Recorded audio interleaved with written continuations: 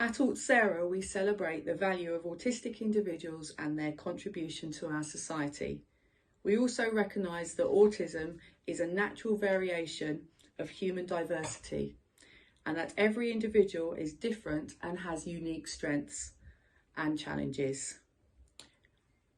I'm Jane Pidduck, Neurodiversity Consultant at Autsera, and I am delighted to be joined by Jack Gray. So a very warm welcome to you, Jack. Thank you, Jane. Just going to ask you a few questions, Jack. So first one, what do you see as your strength? My strength is definitely how autism has shaped my creativity. I feel that I am incredibly good at what I love. And autism, when I was a kid, it really just made me hyperfixate on these things. So personally, I am a writer, I write plays, I help people put on plays in theatre, and I really feel that this hyperfixation has pushed me to pursue a fantastic career and just made me have a lot of self-love. That's amazing. Thank you. Thank you. And challenges? Challenges is definitely I'm not particularly aware of what I might say in the moment, but ask me again in a week's time and I will look at that situation and go, oh goodness, why did I say that? Like it makes me a little bit embarrassed, and it makes me quite cautious, I feel, when I'm interacting with people, so I don't get those moments.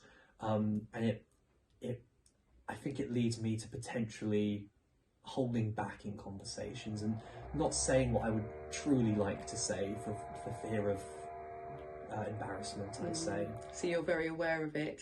Yeah, I'm very aware of it, except when it happens, unfortunately. So thinking about when you were much younger, what kind of support did you get growing up, and how did you benefit from that support? From the earliest time I can remember, I've always had support, and that's in part due to getting diagnosed at such a young age. My parents were aware that I was autistic, and they were consulted on how to help me.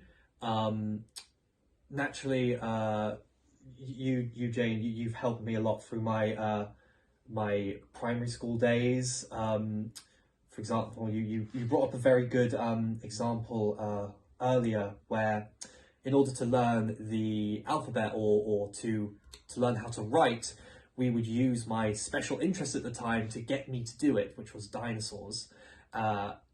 Those supports, like just having them be aware of like what I loved and using it to help me through my early days, has been nothing short but miracle work, in my opinion. Like it's really nice knowing I had such support when I was younger, and that carried on in secondary school. That's really good to hear. And how do you think that society could be more inclusive and accepting of people with autism? I think personally, I found support was consistent and fantastic all the way up until the end of university. I'd say getting jobs is difficult if it's on there, which encourages some people to not even mention they have it, but by not mentioning it, they rob themselves potentially of any support that careers can offer. So I definitely say that something that society right now needs to do is to help adults with autism just have things in place, like just a little bit, be a little bit more understanding on certain aspects, especially with people higher on the spectrum. Yeah, no, I agree, thank you. And have you found that that's really helped you, letting your employers know about your autism? Absolutely. I let my employers know about my autism in the interview. It wasn't on my CV, but I told them in the interview. I gave them sort of like a brief rundown of everything that might like happen and everything, and they while certain practices don't need to be in place, they were more understanding, which is very helpful.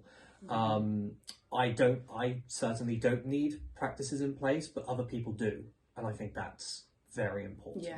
Yeah, absolutely. So what would you say to a young child that may be feeling a bit anxious about growing up and what their future might hold for them? I'd say to them, hold on to what you love, because you might not think it now, especially if people might make fun of you for it, but what you love can take you places.